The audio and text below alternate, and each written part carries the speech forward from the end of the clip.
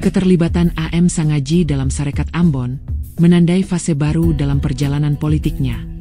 Di tengah hiruk-pikuk pergerakan nasional yang kian beragam, ia melangkah memasuki ruang baru yang mempertemukan orang-orang Maluku di tanah Jawa. Berbeda dengan Sarekat Islam yang berakar pada basis umat Islam pedagang dan buruh, Sarekat Ambon mengedepankan solidaritas kedaerahan lintas agama, Kristen dan Islam duduk bersama dalam satu meja perjuangan. Sejarah Sarekat Ambon sendiri bermula dari pendirian organisasi ini oleh Alexander Yakob Pati pada 9 Mei 1920 di Semarang, lahir dari kebutuhan komunitas Maluku untuk memiliki wadah bersama yang mampu menyatukan mereka di tanah rantau. Dari forum-forum diskusi hingga kegiatan sosial, Sarekat Ambon berupaya menggalang solidaritas rakyat Ambon di Jawa, sekaligus menyuarakan kepentingan masyarakat Maluku dalam bingkai nasionalisme inklusif. A.Y. Pati giat melakukan propaganda, membuka cabang Sarekat Ambon di berbagai kota besar di Jawa, dan menerbitkan media seperti Mena Muria untuk menyebarkan gagasan nasionalisme. Aktivitasnya yang progresif membuat pemerintah kolonial khawatir. Pada awal 1925, ia ditangkap, diadili di Makassar, lalu diasingkan ke Bengkulu dan Bovendigul. Meski demikian, semangat Sarekat Ambon tidak padam. Dari Batavia, A.Y. Pati melanjutkan upaya konsolidasi, termasuk menghadiri rapat tertutup 12 November 1922, bersama tokoh seperti Dr. Kayadu dan Najoan untuk memperluas jaringan organisasi. Salah satu cabang yang berkembang pesat berdiri di Surabaya pada Januari 1923. Pembentukannya diprakarsai oleh Yunus D. Syaranamwal, dengan dukungan tokoh-tokoh seperti Jo Lilipali, Jok Pati Peluhu, Nathan Sipasulta, dan Kris Sahetapi.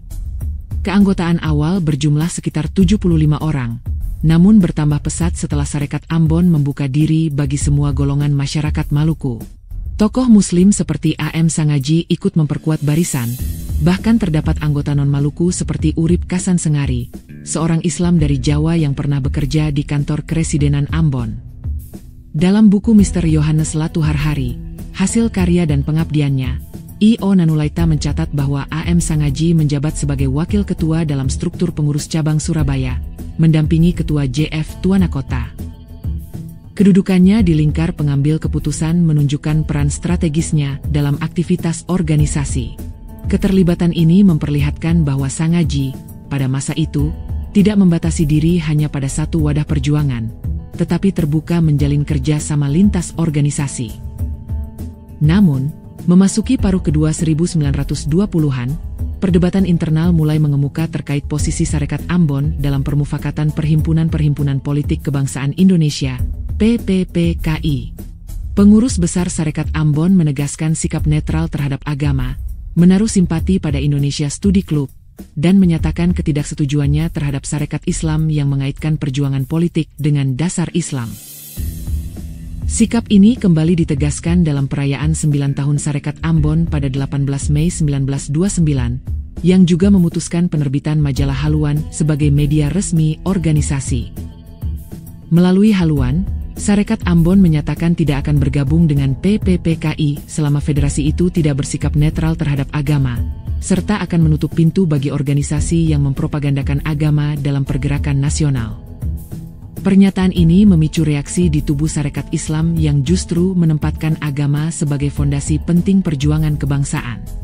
Perbedaan prinsip inilah yang akhirnya mendorong A.M. Sangaji, sebagai anggota pimpinan Sarekat Islam, sekaligus wakil ketua Sarekat Ambon Cabang Surabaya, untuk keluar dari Sarekat Ambon. Keputusan ini menandai berakhirnya keterlibatannya di organisasi tersebut dan memperkuat arah perjuangannya di Sarekat Islam. Episode keterlibatan dan pengunduran diri Sangaji dari Sarekat Ambon menjadi titik balik yang mempertegas arah perjuangannya. Dari sana, ia melangkah lebih jauh, tidak hanya memikirkan persatuan kedaerahan atau wadah pemuda Islam di tanah air, tetapi juga mulai terhubung dengan isu-isu besar yang mengguncang dunia Islam. Kesadaran inilah yang membawanya pada peran penting dalam Kongres Al-Islam 1924 dan pembentukan Komite Khilafah.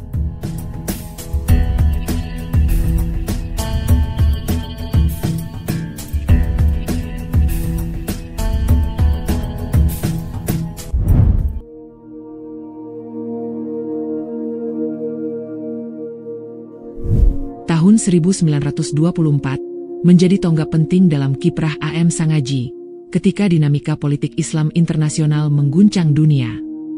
Keputusan Mustafa Kemal untuk membubarkan Kekhalifahan Turki Utsmani pada Maret 1924 menimbulkan kegelisahan umat Islam di berbagai belahan dunia, termasuk Hindia Belanda.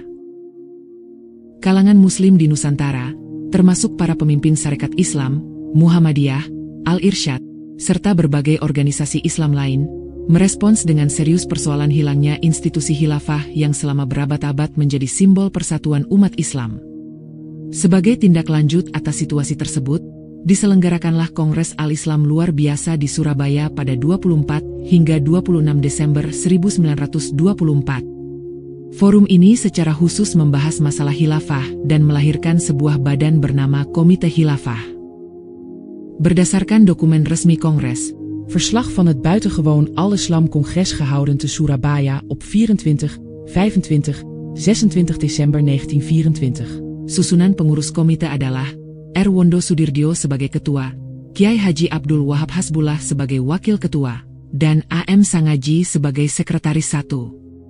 Posisi ini menempatkan Sangaji berdampingan dengan tokoh-tokoh lintas organisasi, di antaranya R. Simun, S.B. Balimerti, Syekh M. Abud Alamudi, Said Idrus Al-Masyur, Kiai Haji Mas Mansur, Haji Hasan Gipo, Mansur Janani, hingga Urip Nyamplungan. Sejumlah kajian akademik kemudian menegaskan hal ini. Yamaguchi Motoki dalam karyanya, Prabhumi Arab Relations in the Indies, Al-Islam Congresses and the Caliphate Question, menyebut Sangaji sebagai sekretaris pertama Komite Khilafah hasil Kongres Surabaya 1924, merujuk pada arsip resmi dan dokumen Kit LV. Hal serupa dicatat oleh Martin van Bruinessen dalam Muslims of the Dutch East Indies and the Caliphate Question, yang menekankan peran aktivis Sarekat Islam, termasuk Sangaji, dalam merumuskan sikap politik umat Islam Hindia Belanda terkait isu khilafah. Kajian yang lebih baru datang dari Arditya Prayogi melalui jurnalnya Pan-Islamism and Response to the Collapse of Ottoman Turks in the Dutch East Indies in 1924. Arditya menuliskan susunan kepengurusan Komite Khilafah secara lebih lengkap, terdiri atas Ketua Wondo Sudirjo, Sekretaris A.M. Sangaji, anggota S.B. Balimerti, serta Bendahara Syekh M. Abud Alamudi. Ia juga mencatat nama-nama penting lain dalam jajaran anggota, seperti Said Idrus Al-Masyur, Kiai Haji Mas Mansur, Haji Hasan Gipo, Mansur Janani, Haji Nursyam, Haji Abdullah Hakim, Haji Abdul Manan, Haji Ibrahim, Urip Nyamplungan, R. Ahmad, Haji Masudi, Saleh bin Ahmad, Umar Hobis, dan Haji Bahari. Dengan demikian, posisi Sangaji menempatkannya dalam jajaran elit pan-Islamis Hindia Belanda, yang aktif merespons isu khilafah dengan perspektif politik religius modern. Sementara itu, dinamika internasional berkembang semakin cepat. Pada tahun yang sama, kawasan Hijaz, yang meliputi Makkah dan Madinah, jatuh ke tangan Raja Ibnu Saud yang berpaham Wahabi, menggulingkan kekuasaan Syarif Husain. Peristiwa ini menimbulkan kegelisahan di kalangan ulama Nusantara. Akses ibadah haji dikhawatirkan terganggu, keberlangsungan 4 mazhab fikih terancam, dan situs-situs bersejarah Islam bisa mengalami penghancuran. Karena itu, Kongres Al-Islam Surabaya 1924 merespons 2 persoalan sekaligus, khilafah dan Hijaz. Dari forum tersebut lahir Komite Khilafah, disebut juga Komite Al-Islam, dengan mandat merumuskan sikap umat Islam dan menyiapkan strategi diplomasi. Namun, seiring berjalannya waktu, isu khilafah perlahan meredup, sementara persoalan Hijaz semakin mendesak. Ulama tradisionalis, terutama Kiai Haji Hashim Asy'ari dan Kiai Haji Abdul Wahab Hasbullah, menilai perlu dibentuk wadah khusus, agar Raja Ibnu Saud memberikan jaminan kebebasan beribadah dan perlindungan atas warisan Islam di Tanah Suci. Maka pada awal 1926 di Surabaya, Komite Khilafah bertransformasi menjadi Komite Hijaz, dengan misi utama mengirimkan utusan ke Hijaz. Tugas pokoknya, memastikan 4 mazhab fikih tetap diakui, meminta perlindungan terhadap situs-situs bersejarah Islam, dan menjamin kebebasan jamaah haji Nusantara beribadah sesuai tradisi mereka. Inisiatif diplomasi ini kemudian membuka jalan bagi berdirinya organisasi baru.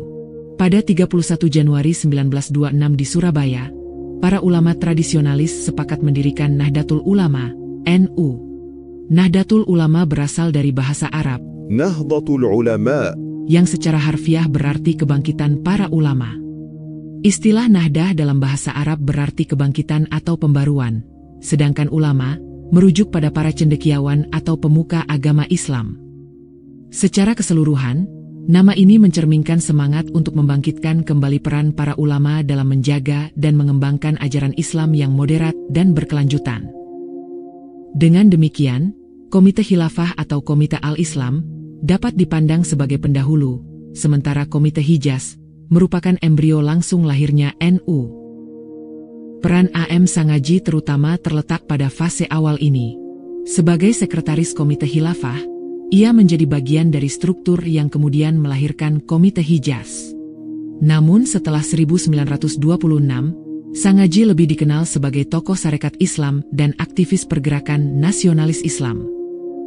Keterlibatannya pada periode 1924 hingga 1926 memperlihatkan dua wajah penting, perannya dalam respons global atas runtuhnya khilafah, dan posisinya di persimpangan sejarah yang mengantarkan lahirnya NU.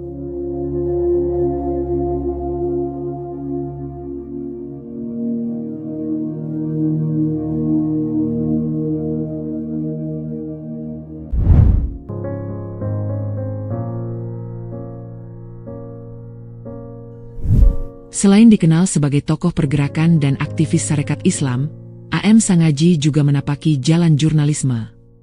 Pers baginya bukan sekadar medium penyampai informasi, melainkan gelanggang perjuangan. Ia menggunakan surat kabar sebagai alat politik, wadah pendidikan rakyat, dan arena untuk membangun solidaritas kebangsaan. Sejak pertengahan 1920-an, namanya erat dikaitkan dengan surat kabar Suara Perdamaian yang terbit di Surabaya. Melalui media ini, Sangaji tampil sebagai suara kritis terhadap kebijakan kolonial dan menyuarakan gagasan tentang kemerdekaan serta keadilan sosial.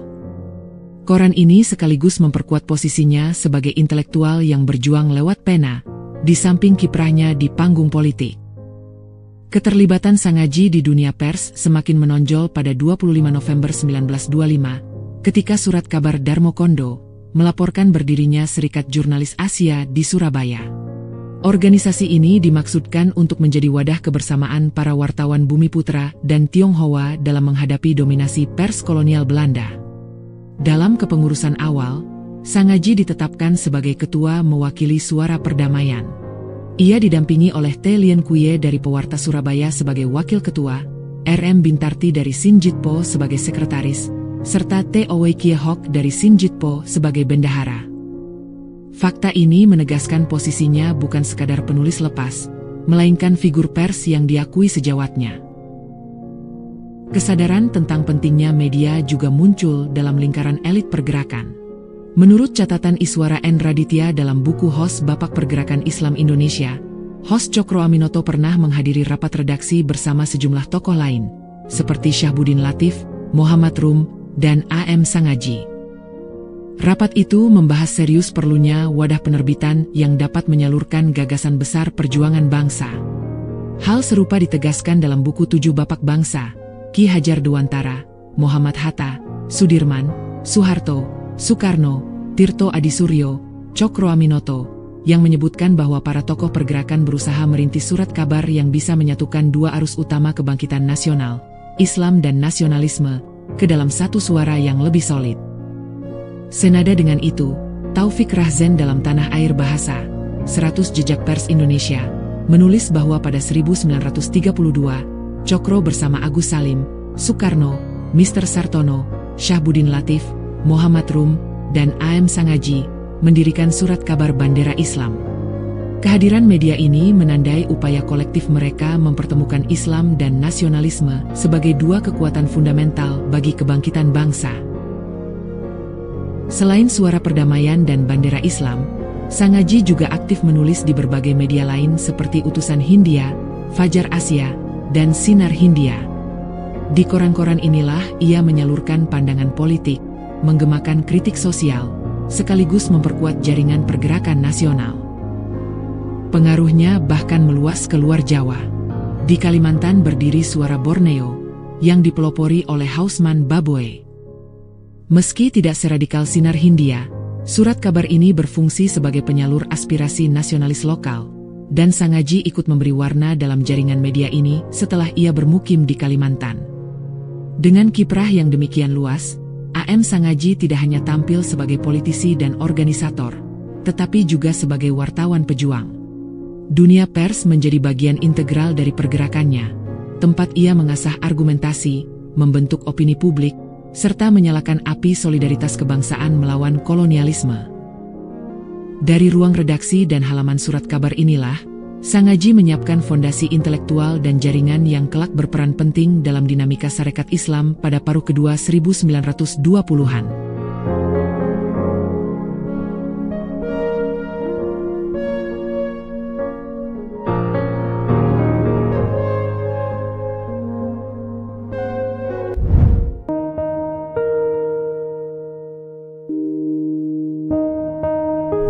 Memasuki tahun 1927, Sarekat Islam menghadapi momentum baru.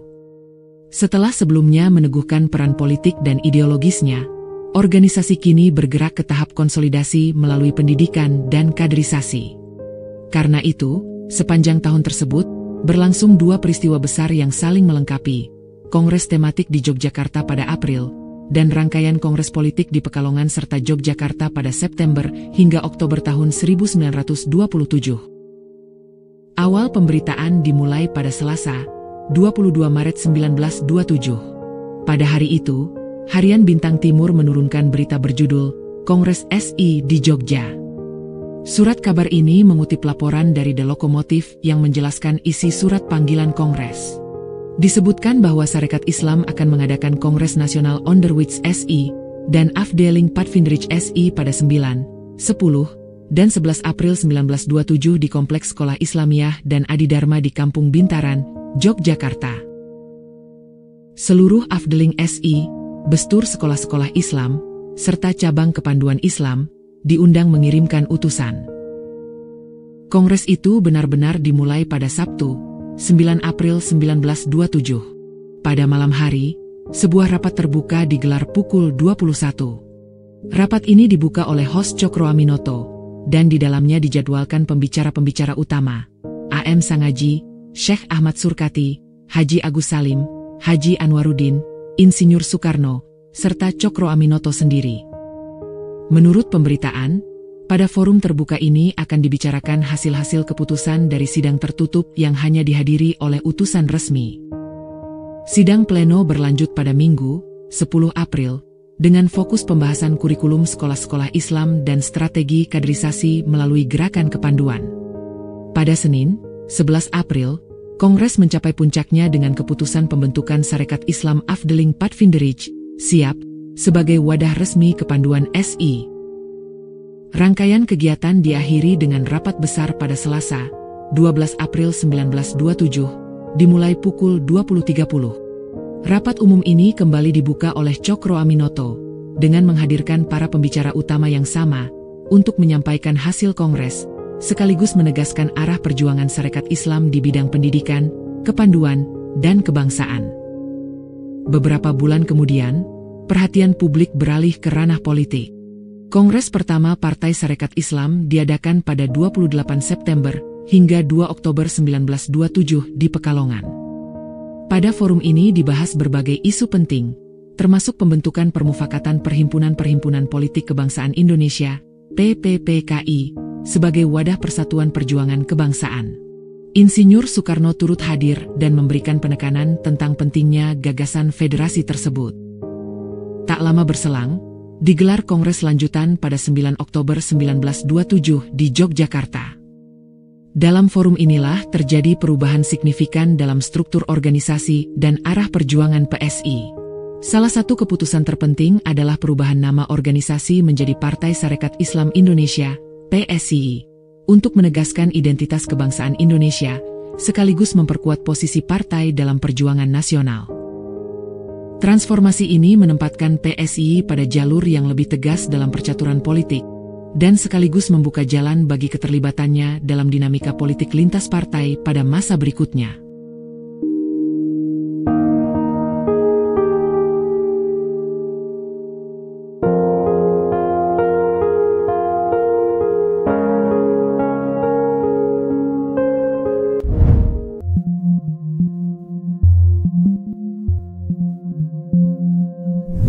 Setelah Sarekat Islam Indonesia meneguhkan diri sebagai salah satu kekuatan politik Islam utama, muncul gagasan membangun wadah persatuan antar partai.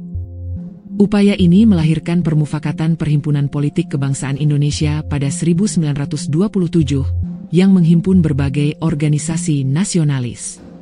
Namun, forum tersebut segera berubah menjadi arena tarik-menarik kepentingan. Salah satu ketegangan paling menonjol terjadi antara kelompok SI dan Dr. Sutomo dari Indonesia Studi Club. Dalam konteks itu, menurut Yudi Latif dalam disertasinya, The Muslim Intelligentsia of Indonesia, A Genealogy of its Emergence in the 20th Century. Polemik ini berawal dari wawancara Sutomo dengan Besdis De Courant pada 18 Desember 1926. Sutomo menyarankan agar pemerintah kolonial memberi lebih banyak jabatan resmi kepada kaum terpelajar Indonesia sebagai jalan kompromi menuju kemajuan bangsa. Gagasan ini segera memicu perdebatan. Pandangan Sutomo ditentang keras oleh pimpinan SI, terutama Haji Agus Salim, A.M. Sangaji, dan Sondo Sudirjo. Bagi mereka, gagasan tersebut berisiko menyesatkan arah perjuangan. Jika nasionalisme dipersempit hanya pada perebutan kedudukan dalam birokrasi kolonial, maka gerakan kemerdekaan akan tereduksi menjadi oportunisme. Karena itu, kritik tajam dilontarkan kepada Sutomo. Masih menurut Yudi Latif, ketegangan tersebut tidak berhenti di lingkaran internal, melainkan berkembang menjadi polemik publik. Sutomo menuding PSI sebagai penghambat persatuan nasional, bahkan menyerang pribadi Haji Agus Salim dengan menyebutnya orang asing yang suka menimbulkan perpecahan. Tuduhan ini sekaligus merembet kepada Sangaji yang berdiri teguh mendukung garis Salim. Dari perkembangan inilah tampak bahwa PPPKI bukannya menyatukan, melainkan justru membuka ruang polarisasi di antara kekuatan nasionalis. Di satu sisi berdiri Sutomo dengan strategi kompromi birokratis, sementara di sisi lain berdiri tokoh-tokoh PSI seperti Salim dan Sangaji yang tetap berpegang pada prinsip perlawanan tanpa tawar-menawar terhadap kolonialisme. Pergeseran ini menunjukkan bagaimana garis perjuangan Sangaji tidak hanya mengemuka dalam ranah politik antar partai, tetapi juga akan menemukan ruang baru dalam dinamika gerakan kepemudaan yang tengah tumbuh pesat.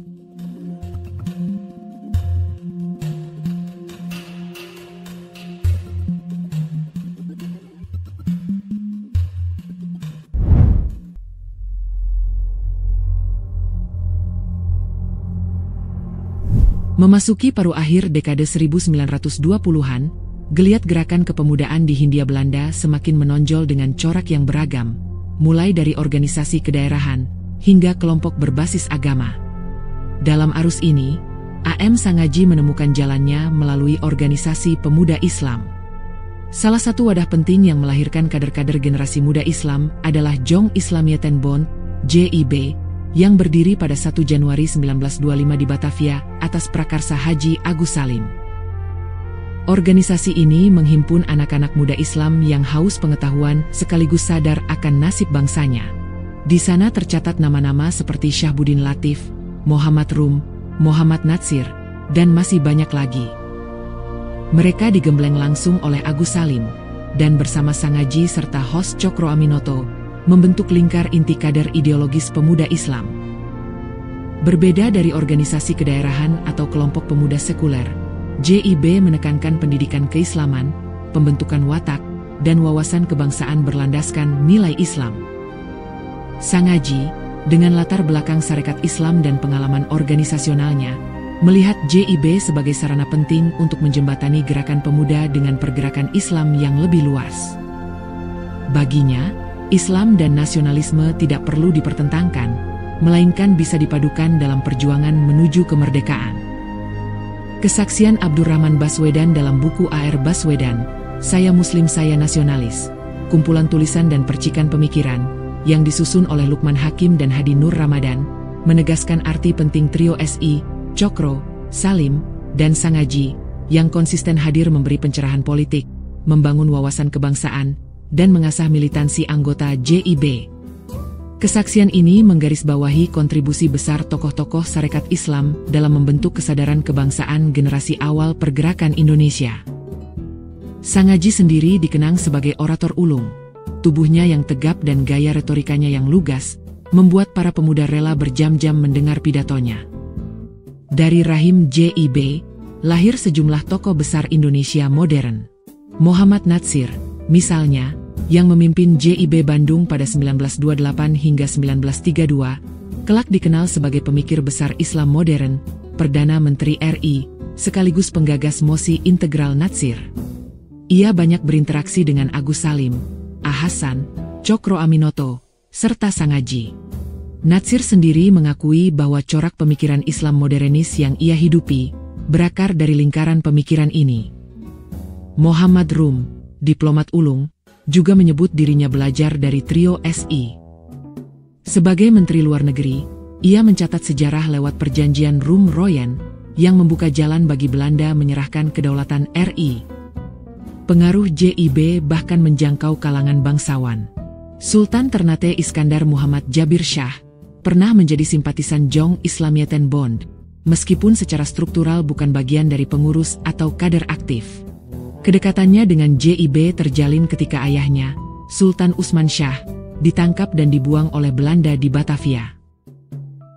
Selain itu, lahir pula generasi pemimpin lain, Wiwoho Purbadjojo, ketua pertama JIB, yang kemudian menjadi Menteri Penerangan dan Diplomat, Kasman Singodimedjo, yang aktif di Kongres Pemuda II, dan kelak menjabat Jaksa Agung pertama RI, Syafruddin Prawiranegara, penyelamat Republik lewat PDRI, Muhammad Sarjan, Menteri Pertanian, hingga Burhanuddin Harahap, Perdana Menteri RI.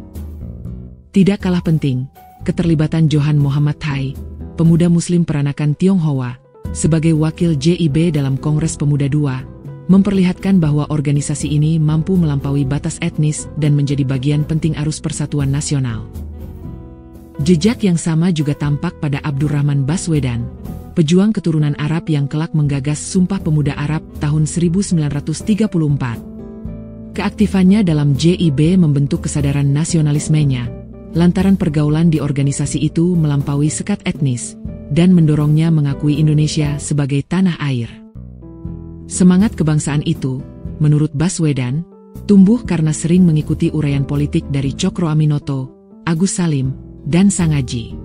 Ia kemudian dikenal luas sebagai salah satu tokoh nasional penting, dan kelak, cucunya, Anies Baswedan, mewarisi semangat itu sebagai intelektual, akademisi, dan politisi Indonesia, pernah menjabat sebagai Menteri Pendidikan dan Kebudayaan, Gubernur DKI Jakarta, hingga kini dianggap sebagai salah satu tokoh nasional paling berpengaruh di era kontemporer. Untuk menopang gagasan-gagasan itu, media massa menjadi instrumen vital. Salah satunya adalah Surat Kabar Bandera Islam, yang sekretariatnya berada di Karangkajen, Yogyakarta.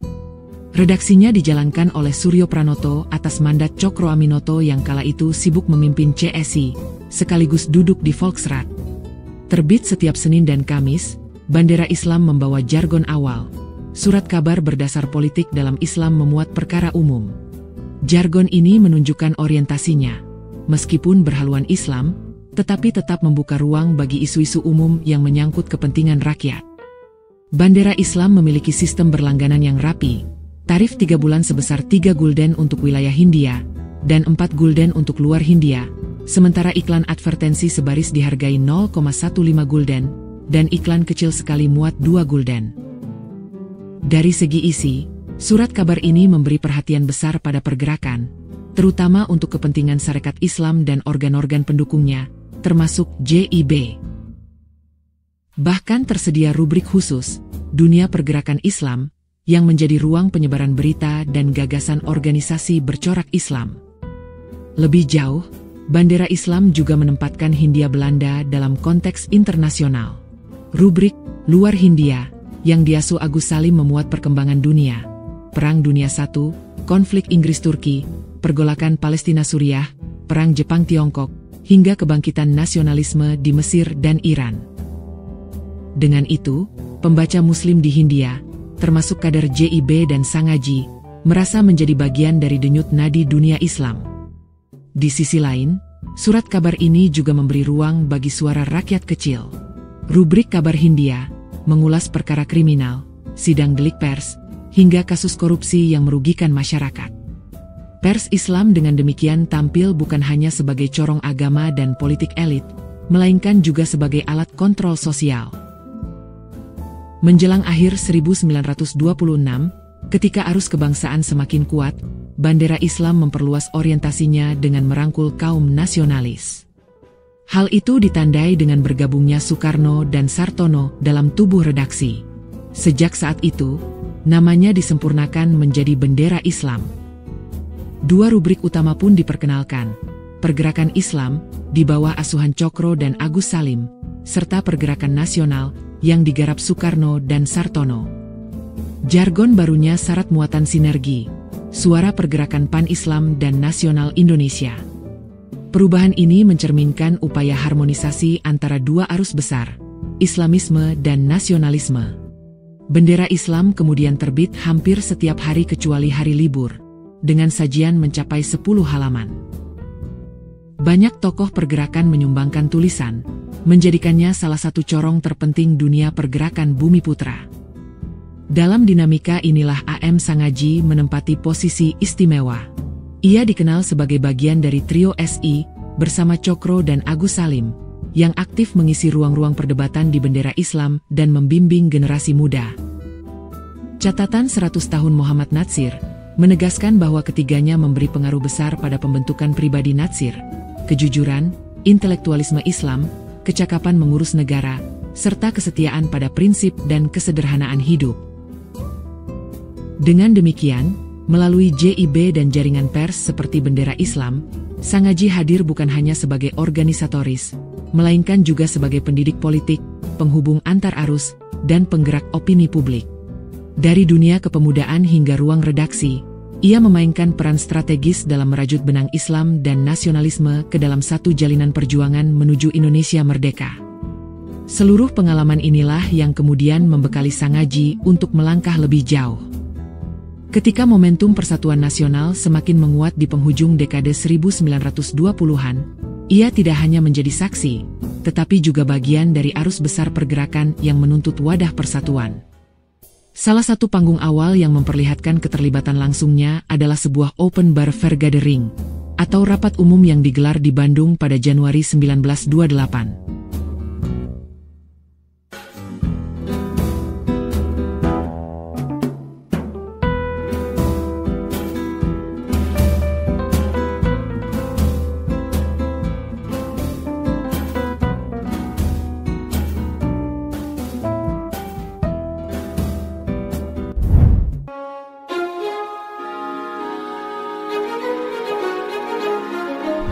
Menjelang tahun 1928, atmosfer pergerakan nasional semakin dinamis.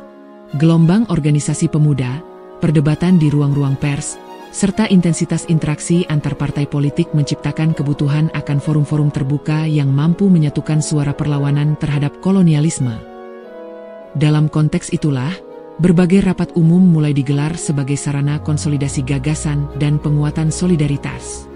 Pada tanggal 22 Januari 1928, diadakan sebuah Open Bar Vergadering, atau pertemuan umum di Bandung, yang dihadiri oleh sekitar 800 orang. Pertemuan ini diselenggarakan oleh berbagai organisasi nasionalis, antara lain TNI, Partai Nasional Indonesia, BO, Budi Utomo, PSI, Partai Sarekat Islam, dan Pasundan. Tujuan utama pertemuan ini adalah untuk membahas nasib 4 mahasiswa Indonesia yang sedang menuntut ilmu di Belanda dan mengalami kesulitan terkait perjuangan mereka demi kepentingan bangsa. Dalam pertemuan tersebut, beberapa tokoh memberikan pidato penting. Dr. Sutomo dan A.M. Sangaji tampil sebagai pembicara utama, sedangkan Insinyur Soekarno bertindak sebagai ketua jalannya pertemuan. Setelah diskusi panjang dan mendalam, pertemuan menghasilkan sebuah mosi yang menyatakan dukungan penuh terhadap perjuangan para mahasiswa tersebut, sebagai bagian dari kepentingan dan tanggung jawab terhadap bangsa dan tanah air Indonesia. Keterangan ini diperkuat oleh surat kabar Bintang Borneo, Malam Jumat, edisi Kamis 15 Maret 1928, yang menulis tentang pertemuan mahasiswa Indonesia di Bandung. Di Bandung sudah diadakan Open Bar Vergadering oleh perkumpulan-perkumpulan PNI, BO, PSI, dan Pasundan. Vergadering ini membahas nasib 4 mahasiswa Indonesia di negeri Belanda. Orang-orang yang hadir kurang lebih 800 orang. Pembahasan dalam Vergadering ini dilakukan oleh Tuan Dr. Sutomo dan Tuan A.M. Sangaji. Juga ada beberapa orang lain. Tuan Insinyur Soekarno menjadi forsetter. Setelah panjang lebar dibahas oleh Vergadering, diambil sebuah mosi yang menerangkan bahwa Vergadering sepakat menghargai pekerjaan-pekerjaan tersebut untuk kepentingan dan keperluan bangsa dan tanah air. Peristiwa ini menegaskan posisi strategis A.M. Sangaji di pentas pergerakan nasional. Ia tidak hanya aktif dalam organisasi Islam dan PSI, tetapi juga menjadi bagian dari konsolidasi gerakan nasional yang melibatkan berbagai kelompok dan tokoh penting, termasuk Soekarno dan Dr. Sutomo. Open Bar Vergadering ini menjadi salah satu contoh nyata bagaimana Sangaji berperan menghubungkan organisasi, generasi muda, dan kepentingan nasional. Sebuah peran yang semakin menemukan momentumnya ketika Kongres Pemuda II digelar pada Oktober 1928.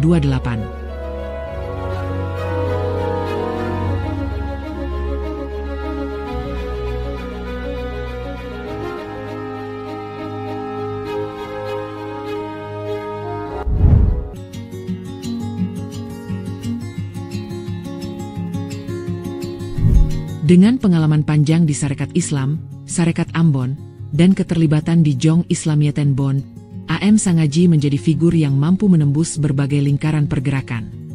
Jaringan luas, wibawa moral, dan kepiawaiannya berorasi, membuatnya dihormati oleh kalangan senior maupun pemuda.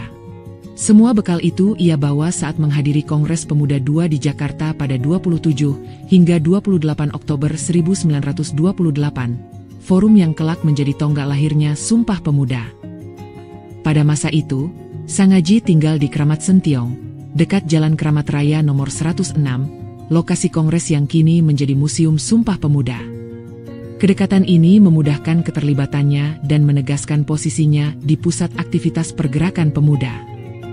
Menurut Kamil Moni, Cicit Sangaji, dalam podcast OMJ, Sangaji tidak mewakili organisasi formal apapun, meski terkait dengan Sarekat Islam maupun Sarekat Ambon. Kehadirannya lebih sebagai tokoh senior yang dihormati, memberikan bobot moral dan legitimasi bagi Sumpah Pemuda.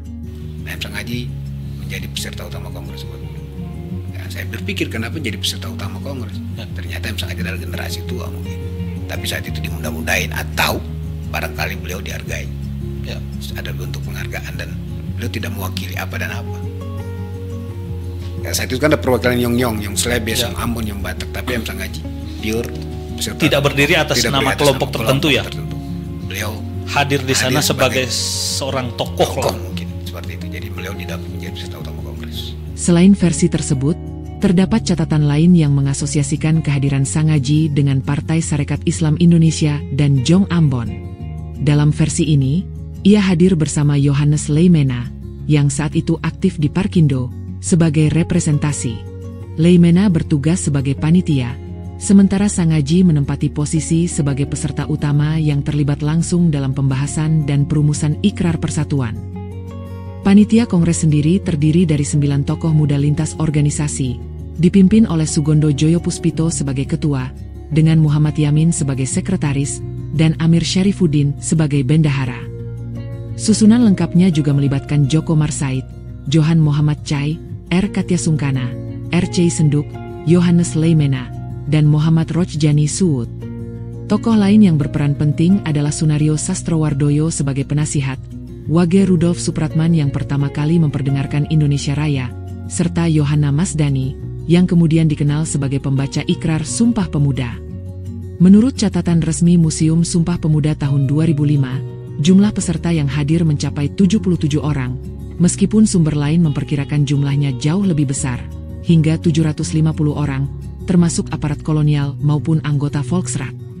Dengan demikian, yang hadir dalam Kongres Pemuda II memang didominasi tokoh-tokoh muda dari organisasi pelajar dan pemuda, yang aktif dalam berbagai gerakan kepemudaan lintas daerah dan latar belakang, bukan para tokoh senior atau orang tua. Lalu, mengapa A.M. Sangaji hadir, padahal ia bukan lagi bagian dari kalangan pemuda, melainkan seorang tokoh senior?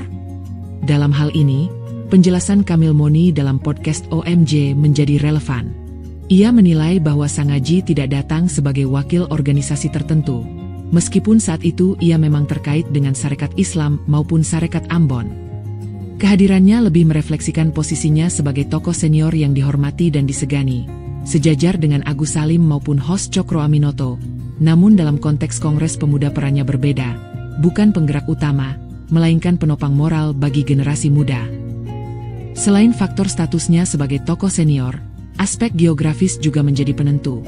Pada masa itu Sangaji tinggal di Kramat Sentiong, berdekatan dengan Jalan Kramat Raya nomor 106, tempat Kongres berlangsung. Kedekatan ini membuat kehadirannya lebih natural, dan memudahkan panitia untuk melibatkan dirinya. Ini berarti, kehadiran Sangaji bukan karena mandat organisasi, melainkan karena pengakuan moral dan kedekatan personal dengan lingkaran pemuda yang menyelenggarakan Kongres. Ia hadir untuk mendampingi generasi muda. Ini menunjukkan perhatian dan dedikasinya terhadap masa depan perjuangan pemuda. Sehingga, meskipun Kongres didominasi tokoh-tokoh muda, keberadaan A.M. Sangaji memberi warna berbeda. Ia menjadi penghubung antara generasi senior dan junior, sekaligus menambah bobot legitimasi bagi lahirnya Ikrar Persatuan Bangsa. Posisi strategis ini menjadikannya jembatan moral dan simbolis antara gerakan politik berbasis agama dan gerakan pemuda kedaerahan. Dari titik inilah, Sangaji semakin menyadari bahwa kebangkitan pemuda harus diarahkan pada wadah yang lebih terorganisir, agar energi perjuangan tidak tercecer.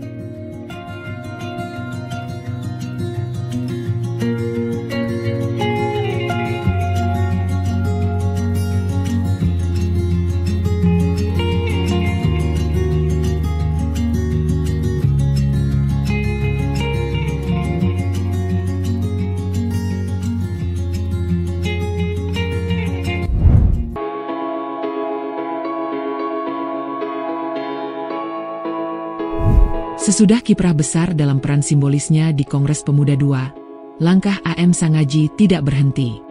Ia melihat bahwa semangat persatuan pasca Sumpah Pemuda 1928 membutuhkan saluran kaderisasi yang lebih sistematis, khususnya bagi kalangan pemuda Islam yang berada di orbit Sarekat Islam.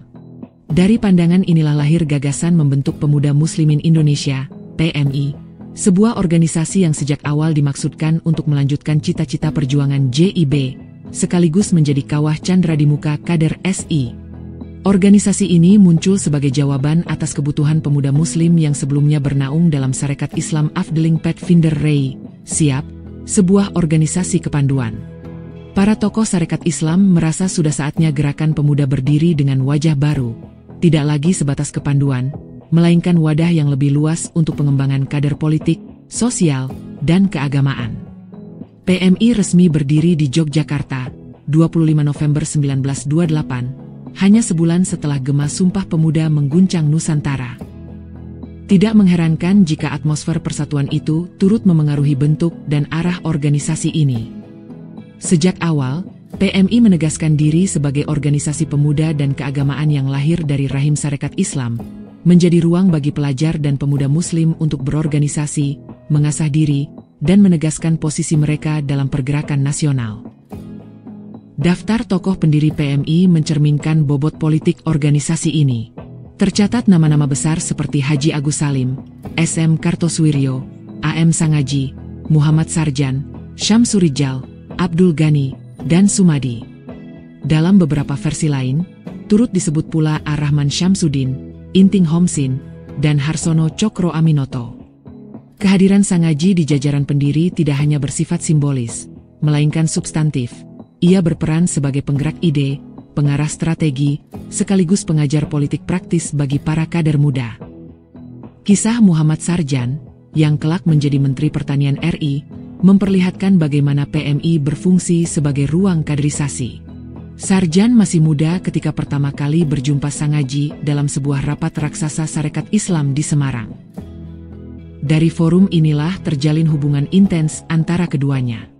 Kesaksian putrinya, Siti Rahmah, yang dituturkan kembali oleh Kamil Moni dalam podcast Ruang Bicara, menyebutkan bahwa ayahnya belajar langsung politik dari Sangaji, hingga akhirnya dipercaya memimpin organisasi PMI.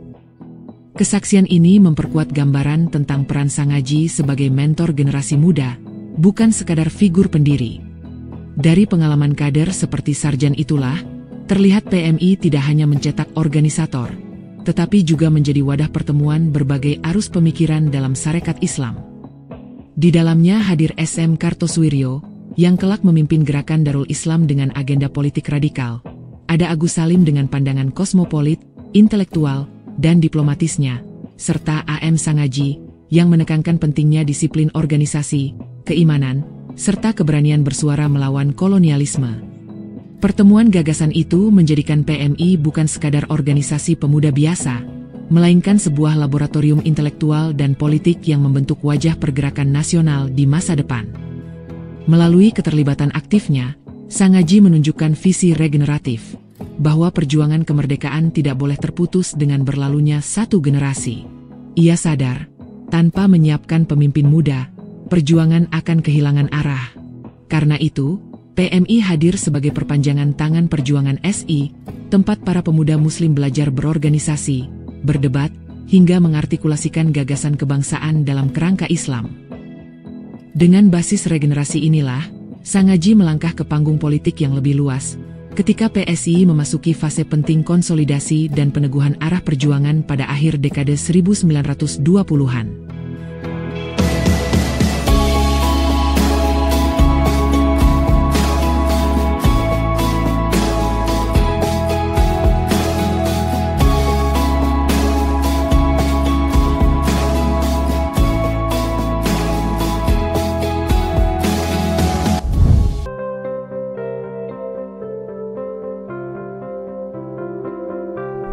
Pada Januari 1929, Partai Sarekat Islam Indonesia, PSII, menyelenggarakan Kongres ke-15 pada malam Sabtu di rumah Hos Cokroaminoto di Tanah Tinggi, Batavia. Peristiwa ini diberitakan oleh Surat Kabar Sin Jitpo edisi Selasa, 22 Januari 1929. Kongres tersebut tidak hanya berfungsi sebagai forum politik, tetapi juga mencerminkan upaya sistematis untuk memperkuat kesatuan umat Islam di Indonesia, tercermin dari kehadiran Majelis Ulama Indonesia sebagai perwakilan resmi dari kalangan ulama. Persidangan dipimpin oleh Kiai Haji Muhammad Anwaruddin, dengan Kiai Muhammad Mursidi bertindak sebagai advisor MUI, didampingi oleh sekretaris dan komisaris lainnya. Hadir pula wakil-wakil dari berbagai perkumpulan Islam, serta perwakilan dari pemerintah, sehingga suasana kongres tampak lengkap dan berwibawa. Hos Cokroaminoto, yang baru pulih dari sakit, membuka kongres dengan penjelasan singkat bahwa ia tidak dapat berbicara panjang lebar. Ia kemudian menyerahkan pembahasan mengenai masalah perceraian kepada Haji Agus Salim, sementara masalah rujuk dipercayakan kepada AM Sangaji. Penyerahan mandat ini menegaskan kepercayaan penuh Cokroaminoto terhadap kedua tokoh tersebut, dan menandai posisi penting Sangaji dalam Forum Nasional Islam pada masa itu. Di tengah jalannya kongres, disampaikan pula pandangan mengenai berdirinya berbagai organisasi Islam seperti Muhammadiyah, Ahmadiyah, dan Al-Irsyad.